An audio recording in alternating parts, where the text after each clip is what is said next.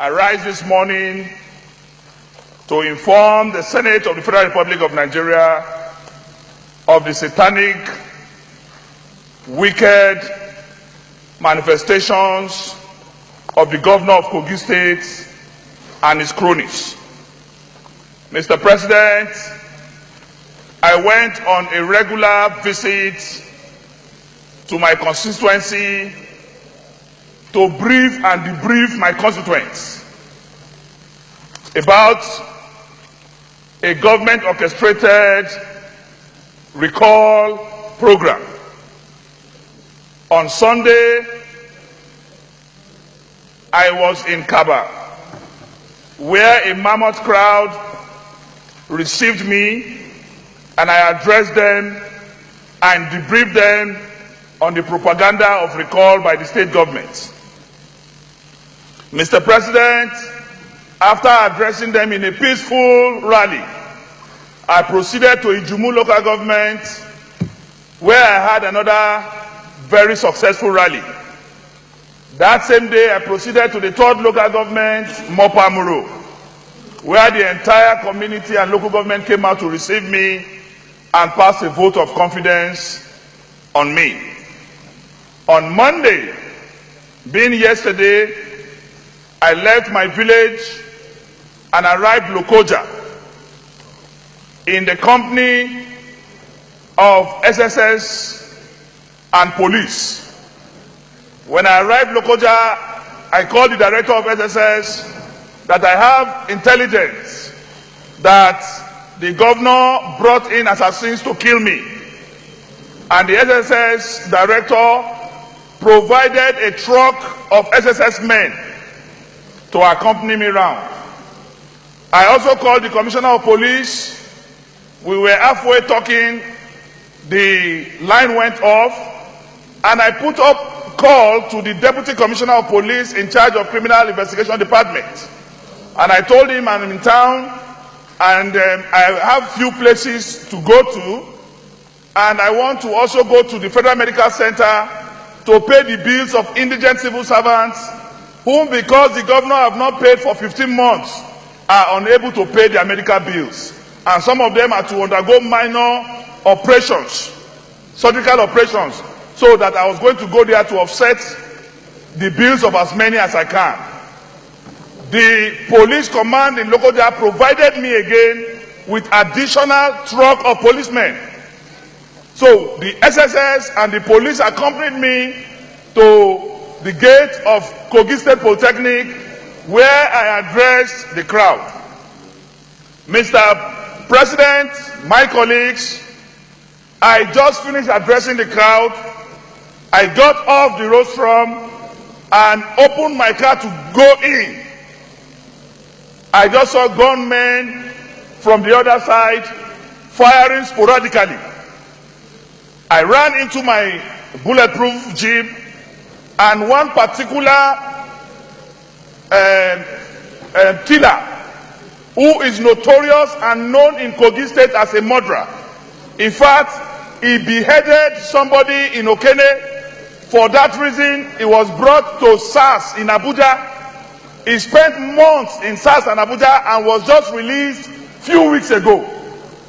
This particular criminal was the one that came and faced my car and opened fire on my car. Fortunately, he was shooting a bulletproof vehicle and I was inside. Mr. President, somehow this thug was gunned down and his gun recovered by the State Security Service. Another thug was also shot by the waist. I got to know later that he passed on. That was how the SSS and police responded fire for fire. Those of you who saw it on the news yesterday and this morning, my coaster bus was riddled with bullets. My Prado Jeep was completely shattered with bullets. All these vehicles are now in the custody of the Kogi State Police Command as exhibits. Mr. President, the SSS protected me from there and took me to their office.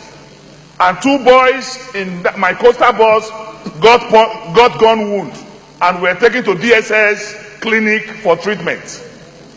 Immediately this was done, I was already on my way to Abuja. Before that happened, the SSS used 2 trucks of SSS men to accompany me out of the state and followed me down to Abuja yesterday. Mr. President, this is the second attack of an assassination attempt on my life orchestrated by the Kogi State government. Mr. President, I should also put on record that while they were attacking me, we have pictorial evidence and video evidence. I saw in the midst of those assassinators the local government caretaker chairman of Kogi local government, of Lokoja local government. I saw him, he was wearing white on white. I saw the special advisor to the governor on security, Commander Omodara, retired, in their midst. I saw in their midst one of the special advisors to the governor called Adoga. He is from Lokoja. I saw in their midst one boy that already we had reported to the Inspector General of Police. He was arrested and brought to Abuja twice. He has been released on bail. He is from Kaba. His name is Arewa. He is currently on bail from the IG. He was also in their midst. And we took their photographs and we have videos of these people yesterday. Mr. President, surprisingly, later the state government made a press release where the governor said, my hoodlums killed a student. He called a member of his killer gang, a student. And I have challenged him to tell us, he's a student of which institution in Kogi State? What course is he reading and what is matriculation number? The person is referring to as a student is the criminal I told you beheaded somebody and was brought to SARS in Abuja, but released possibly with the influence of the governor a few weeks ago. Mr. President, we cannot continue like this. I am sorry to bore you, but I seek your indulgence to read section 305 of the Nigerian Constitution 1999 as amended, and specifically I want to read 3C.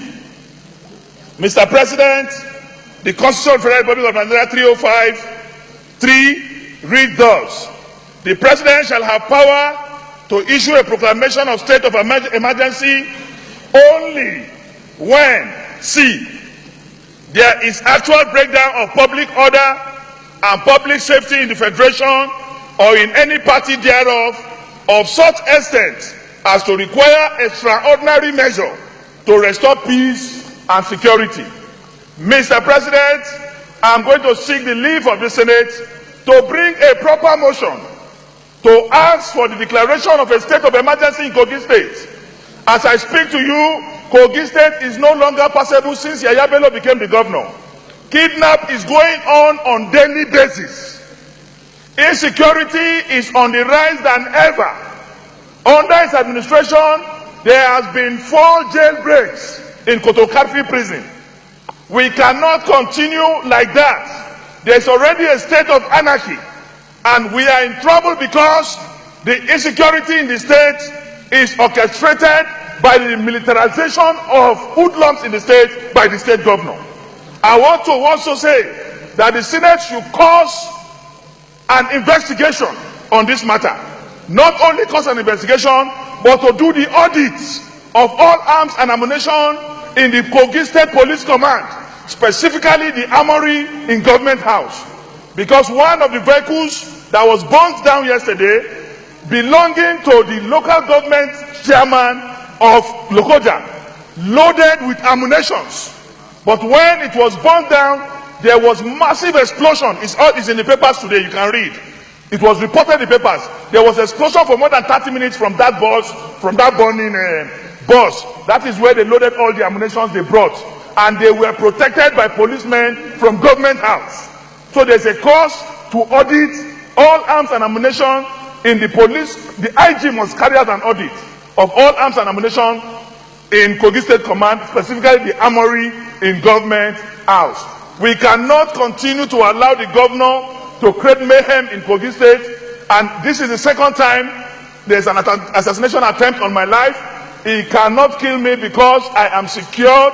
I am hidden in the bosom of our Lord Jesus Christ, and no harm can come near me.